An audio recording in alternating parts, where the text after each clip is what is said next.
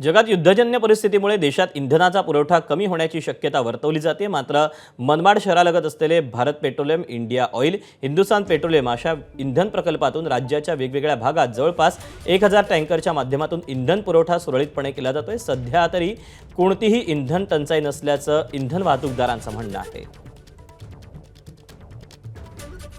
Diesel आणि petrol असा याचा तुटवडा नसून कोणत्याही प्रकारची टंचाई नाहीये।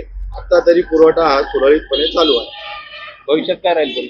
भविष्यामध्ये जर युद्धाची परिस्थिती बघता जर युद्ध लांबले तर कदाचित थोड्याफार प्रमाणात का कोटा सिस्टम चालू व्हायची शक्यता आहे, परंतु आज तरी ती नाहीये। भविष्याचं आपण सांगू नाही शकत। एबीपी माझा, उघडा डोळे बघा नीट।